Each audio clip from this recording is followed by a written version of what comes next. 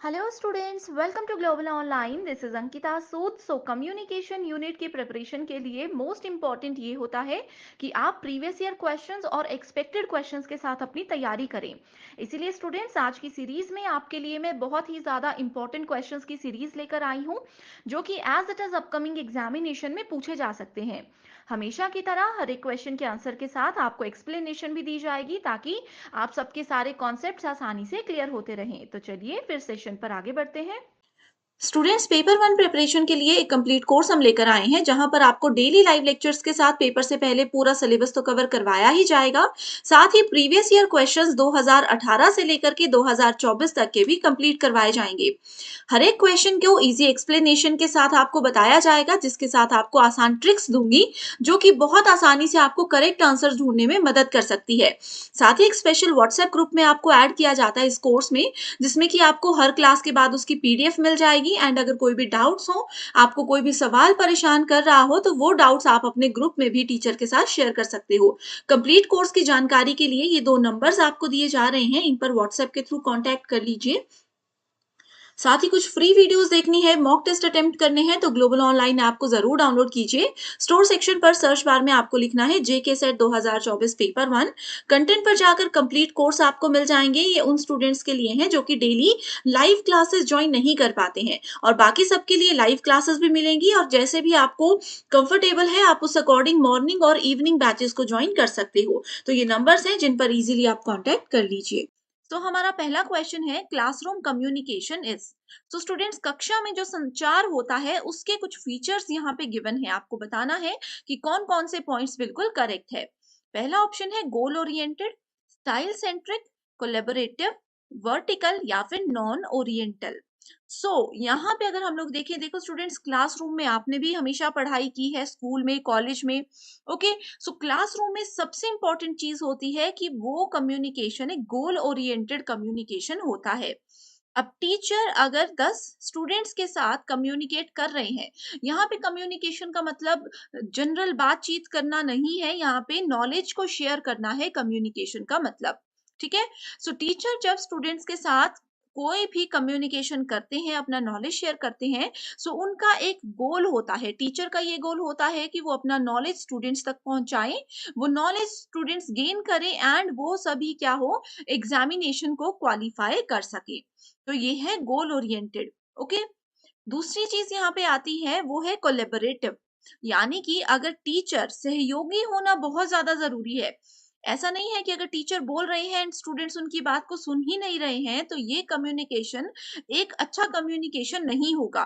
Class में अगर students teacher की बात अच्छे से सुने, एंड टीचर स्टूडेंट्स के लेवल को ध्यान में रखते हुए पढ़ाई करवाएं, अपना सिलेबस कवर करवाएं, तो वो चीज आती है कोलेबोरेटिव पॉइंट के अंदर। इस according correct answer here is option number 3। Next question is statement based question है। इसमें पहली स्टेटमेंट में पूछा गया है, in a classroom every teacher has to perform the gate keeping function. Classroom में हर एक टीचर जो है वो गेट कीपिंग का काम जरूर करते हैं। यानी कि गेट कीपिंग का मतलब है कि उनकी नजर हर एक स्टूडेंट पर जरूर होती है, हर एक स्टूडेंट की एक्टिविटी पर जरूर होती है। सेकेंड स्टेटमेंट में बोला गया है, every teacher in any higher educational institution should act as the moral custodian of students both inside and outside it. ठीक है। यानी कि हायर एजुकेशनल इंस्टीट्यूशंस में टीचर का एक ऐसा रोल भी होता है कि वो स्टूडेंट्स के एक गाइड के रूप में काम करे। अब गाइड का मतलब ये नहीं है कि वो सिर्फ बताएं कि पेपर को कैसे क्वालिफाई करना है, उसके अलावा भी वो स्टूडेंट्स को उनके करियर में क्या करना चाहिए, क्या क्या ऑप्शंस हो सकते हैं, ये सब चीजें बताने में मदद करते हैं। इस अकॉर्डिंग यहाँ पे करेक्ट आंसर है ऑप्शन नंबर 1 कि दोनों ही स्टेटमेंट्स बिल्कुल ट्रू है। स्टूडेंट्स, इस तरह के ना बेसिक कॉन्सेप्ट्स जो होते हैं क्लासरूम कम्युनिकेशन से, वो हमेशा एग्जाम में आते हैं। वहां पे आपको अपने पॉइंट ऑफ व्यू से जो चीजें हैं उस हिसाब से आंसर नहीं देना है, आपको जनरली देखना है कि जनरली लोगों को क्या लगता है कि ये क्या, इस सिचुएशन में क्या आंसर हो सकता है। तो अगर ऐसा करोगे तो डेफिनेटली के साथ बढ़ते हैं नेक्स्ट क्वेश्चन की ओर। ये है मैच द फॉलोइंग से, जिसमें कि एक तरफ कम्युनिकेशन बैरियर्स की बात की गई है एंड वहीं दूसरी तरफ उनकी डिस्क्रिप्शन दी गई है। One of the most important topic, हर साल हर शिफ्ट में एक क्वेश्चन यहाँ से जरूर आता है। तो 4 टाइप्स होते हैं बैरियर के, physical, psychological, language and cultural. Okay, so physical barrier क्या होते हैं? फिजिकल बैरियर होते हैं इनऑडिबल वॉइस की वजह से। ठीक है, इसके यहाँ पे डिस्क्रिप्शन दी गई है, डायरेक्ट ये मेन पॉइंट्स इसके बताए गए हैं। अब देखो, एक पर्सन अगर इंडिया में है एंड दूसरा पर्सन किसी दूसरी कंट्री में है, तो वहां पे क्या हो सकता है कि उन लोगों की एक दूसरे की आवाज नहीं आ पाएगी, फोन कॉल भी कई बार कनेक्ट नहीं हो पाते हैं, तो ये होता है physical barrier. Then we have psychological barrier, जिसमें कि प्री डिस्पोज नोटेशंस होती हैं। लैंग्वेज बैरियर क्या होता है? इसमें डिफरेंट अंडरस्टैंडिंग्स होती है, यानी कि अगर बहुत से स्टूडेंट्स ऐसे हो सकते हैं शायद जो कि हिंदी में नहीं पेपर 1 की तैयारी करते, उनको हिंदी लैंग्वेज समझ नहीं आती, तो ये कम्युनिकेशन में लैंग्वेज बैरियर है। Okay, next we have is cultural barrier, जिसमें कि स्टीरियोटाइप्स होते हैं, तो जिनका कल्चर ही डिफरेंट है तो वो वैसे ही एक दूसरे की बात नहीं समझ पाते, एक दूसरे से बातचीत इजीली नहीं कर सकते। Next question is what communication for educational purpose takes place? The sequence of elements is, so जब भी किसी एजुकेशनल पर्पस के लिए हम कम्युनिकेट कर रहे हैं, तो उसमें एक सीक्वेंस होता है कि कैसे हम एक पर्सन दूसरे पर्सन तक अपनी बात पहुंचा सकता है। तो सबसे पहले वहां पे आप लोगों के पास क्या आता है? सोर्स आता है, देन आता है encoder, then message, decoder and feedback. ठीक है, तो सोर्स का क्या मतलब हो गया कि कैसे आप बात करेंगे। अब देखिए, मैं हूं, ठीक है, मेरे पास सोर्स नहीं है, मेरे पास नॉलेज बहुत ज्यादा है, लेकिन मेरे पास कुछ ऐसा तरीका नहीं है, कुछ ऐसा स्रोत नहीं है जिसकी मदद से मैं अपने स्टूडेंट्स तक अपना नॉलेज शेयर कर सकूं। तो अगर मेरे पास सोर्स है, अगर मेरे पास इंटरनेट को एक एग्जांपल लेते हैं सोर्स का, इंटरनेट है, तो मैं क्या करूंगी? अपने मैसेज को शेयर करने के लिए रेडी हो जाऊंगी। ठीक है, फिर एनकोडर है, यानी कि मैं भी रेडी हूँ, इंटरनेट भी मेरे पास है। उसके बाद मैं मैसेज को तैयार करूंगी, मैसेज तैयार करके मैंने किस तक पहुंचा दिया? स्टूडेंट्स तक पहुंचा दिया, तो आप लोग हो गए डिकोडर्स। एंड आप लोग जैसे कमेंट्स करके हमें बताते हो कि यस ये वीडियो हमें पसंद आई या नहीं आई, या आपकी कोई रिक्वेस्ट होती है किसी टॉपिक को लेकर के, तो वो सब चीजें क्या आ जाती हैं? वो सब चीजें आ जाती हैं फीडबैक के अंदर। तो इस तरह से आपको ये सीक्वेंस याद रखना है। हमेशा याद रखिए कि फीडबैक हमेशा एंड में ही आता है, बीच में या स्टार्टिंग में कभी भी फीडबैक आपको नहीं मिलेगा। Okay, next question is a teacher who encourages students participation in communication will ensure. So एक ऐसा टीचर जो कि स्टूडेंट्स को प्रोत्साहित करते हैं, ठीक है, स्टूडेंट्स की भागीदारी को वो प्रोत्साहित करते हैं कम्युनिकेशन में, तो उससे क्या सुनिश्चित वो करेंगे? Opposite views, self system, class performance, professional development, या फिर बाइनरी डिस्ट्रैक्शंस।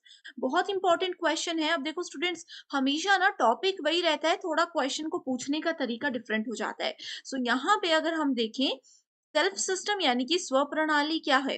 अब देखो, एक टीचर ने किसी स्टूडेंट को कुछ सिखाया होगा, ठीक है, टीचर ने अपने 100% एफर्ट्स, 100% नॉलेज स्टूडेंट को दे दिया, स्टूडेंट ने उसमें से 90% नॉलेज को कैप्चर कर लिया, एंड देन उन्होंने क्या किया? किसी किसी भी कंपटीशन में पार्टिसिपेट किया एंड अपना 70% रिजल्ट वहां पे वो लाए। तो इसमें क्या किया? टीचर ने ही स्टूडेंट को एनकरेज किया, उनके पार्टिसिपेशन को एनकरेज किया। तो सबसे पहले उनका सेल्फ सिस्टम वहां पे आता है। ठीक है, एक स्टूडेंट के सेल्फ सिस्टम को, टीचर के सेल्फ सिस्टम को यहाँ पे इंक्लूड किया जाता है। Then we have class performance, और उसके बाद आ जाता है कि प्रोफेशनल डेवलपमेंट, कि इस तरह से एक स्टूडेंट की और एक टीचर की प्रोफेशनल डेवलपमेंट होती है। Next question is communication barrier. So students, यहाँ पे इस क्वेश्चन का आंसर मैं आप लोगों को नहीं देने वाली हूँ। ठीक है, यहाँ पे देखो, अभी हमने प्रीवियस क्वेश्चन में ही ये सभी टाइप्स डिस्कस किए थे। अब इसको आप लोग अच्छे से पढ़िए, वीडियो को पॉज कीजिए और इसका आंसर देख के मुझे कमेंट कीजिए। अगर आपका आंसर सही होगा या गलत होगा, जो भी है, मैं आपको कमेंट करके जरूर बताऊंगी। So next question we have, when communication enhances the interaction of learners. So communication जब लर्नर्स की, यानी कि स्टूडेंट्स की इंटरेक्शन को, उनकी भागीदारी को बढ़ा देता है, तो वो कौन सा कम्युनिकेशन होता है? वो साइकोलॉजिकल यानी कि मनोवैज्ञानिक कम्युनिकेशन होता है। साइकोलॉजिकल कम्युनिकेशन में क्या क्या चीजें इन्वॉल्व होती हैं? उसमें किसी स्टूडेंट का माइंड यानी कि दिमाग, और उनका बिहेवियर यानी कि उनका स्वभाव, ये दोनों चीजें उसमें इंक्लूडेड होती हैं। Okay, next question is statement based question है, signs and symbols have internal relationships to produce meanings. So symbol और साइन यानी कि जैसे हम लोग बात करते हैं हम लोग मुंह से तो बोल ही रहे हैं, तो वो क्या हो गए, वर्ड्स हो गए। लेकिन यहाँ पे साइन और सिंबल की बात की गई है, यानी कि हम लोग हाथों से इशारे करके या फिर कोई पिक्चर दिखा करके किसी दूसरे पर्सन को कोई बात बताते हैं, तो वो क्या करते हैं, मीनिंग को प्रोड्यूस करते हैं। Next statement is, this is possible because of a network of signs through such relations.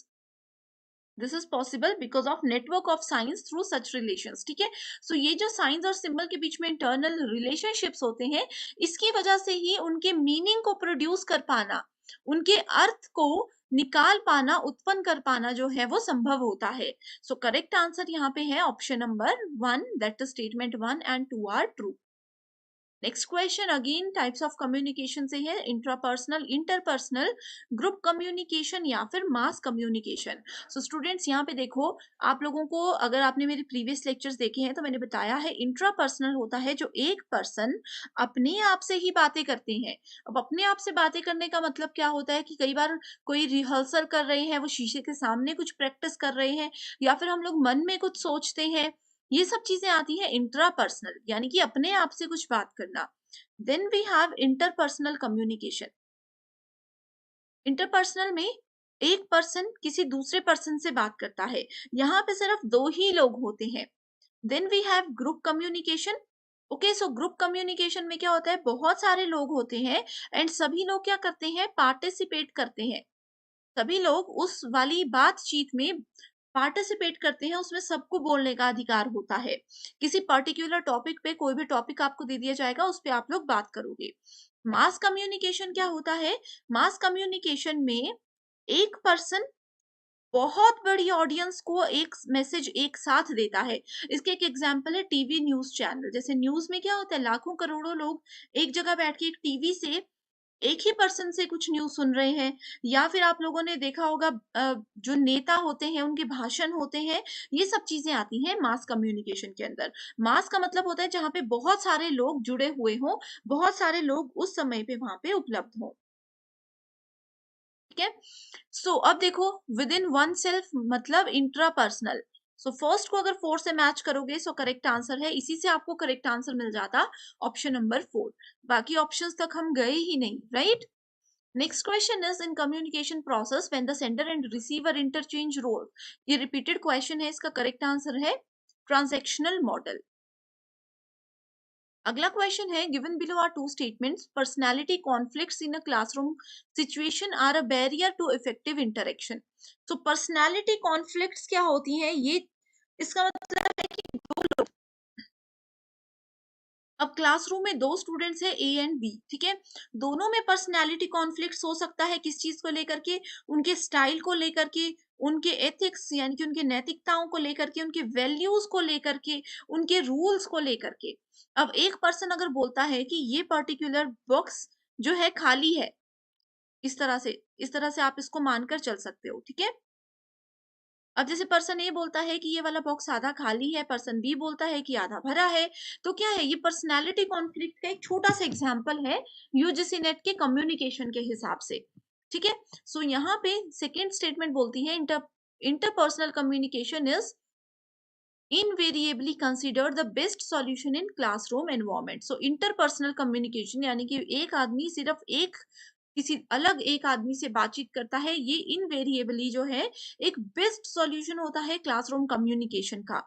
तो ऐसा तो नहीं है, अब क्लासरूम में इतने सारे बच्चे हैं, 50 बच्चे अगर एक क्लासरूम में हैं, तो ऐसा तो नहीं है कि एक पर्सन किसी एक से ही बात करेगा। 5-6 लोगों का ग्रुप होते हैं तो वो आपस में भी बात करते हैं। ठीक है, सो इसी वजह से सेकंड स्टेटमेंट बिल्कुल इनकरेक्ट है and fourth statement is correct. Next question is, efficacy of written communication depends on.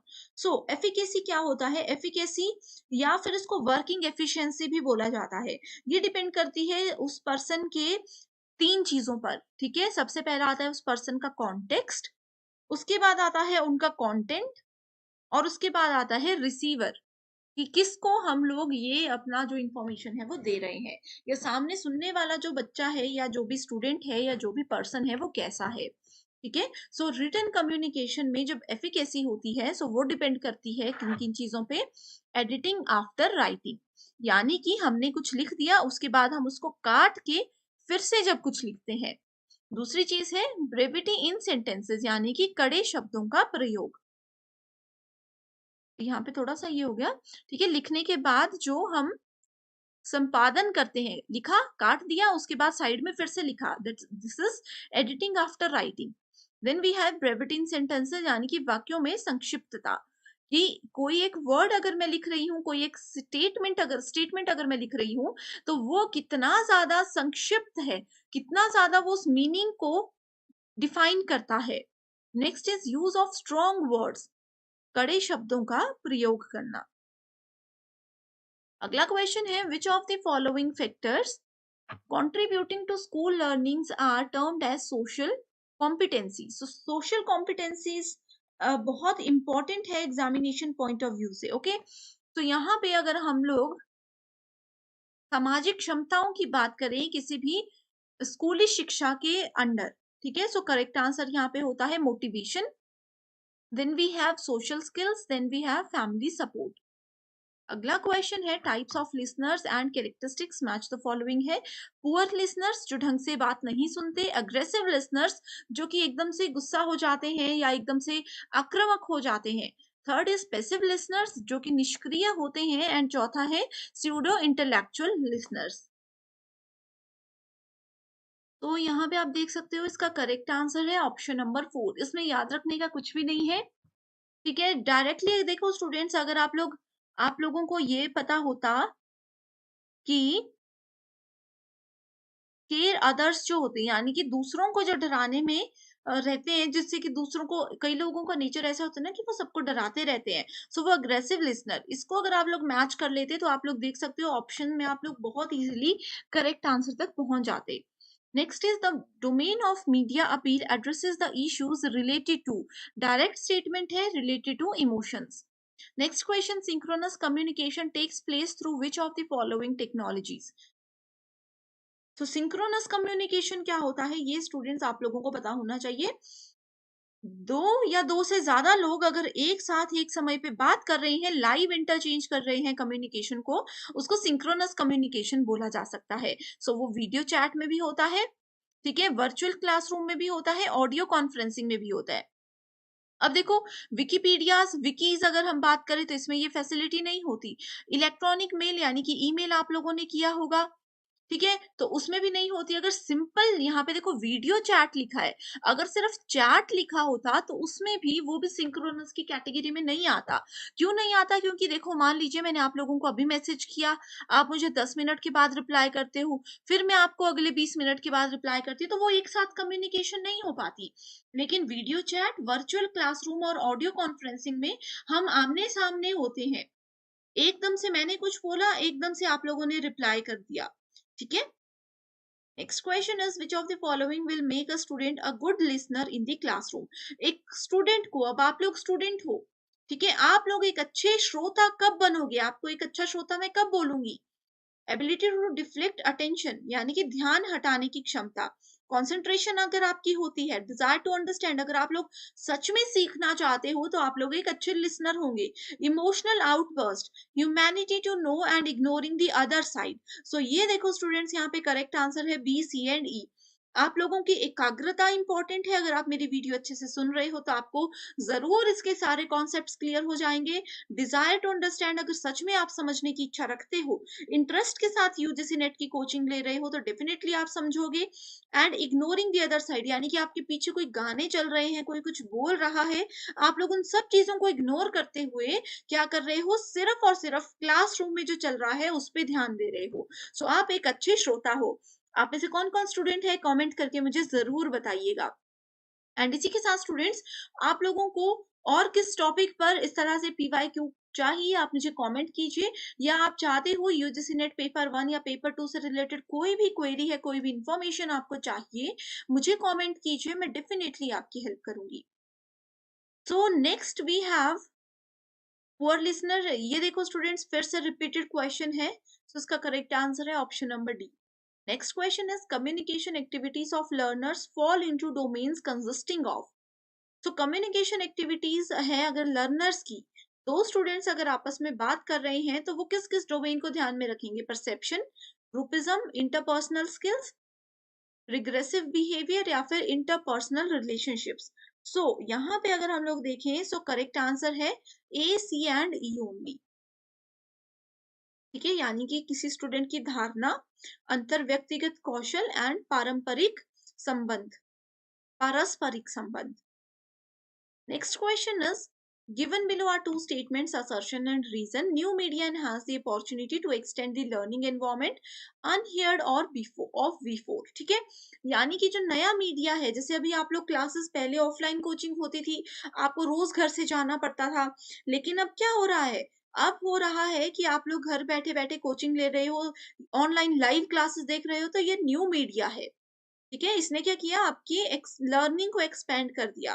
Reason ये है कि learners can design their own learning process, तो वो अपने हिसाब से अपनी सीखने की प्रक्रिया को डिजाइन कर सकते हैं, यानी कि वो अपना टाइम टेबल, अपना शेड्यूल खुद से सेट कर सकते हैं। सो करेक्ट आंसर क्या है? Option number 1, that is both A and R correct and R is the correct explanation of A. Paper 2 के फाइनल रिवीजन के लिए एक स्टडी मटेरियल हम लेकर आए हैं जिसमें आपको full syllabus, updated notes and MCQs मिलेंगे। एमसीक्यूज के साथ स्टूडेंट्स यहाँ पर आपको आपके स्टेट और अदर स्टेट्स के पीवाईक्यूज भी हम प्रोवाइड करवाते हैं, एंड ये सारा कंटेंट पीडीएफ की हेल्प से मिलेगा, जो कि ना सिर्फ एग्जामिनेशन बल्कि इसके बाद होने वाले इंटरव्यू को क्वालिफाई करने में भी आपको हेल्प करेगा।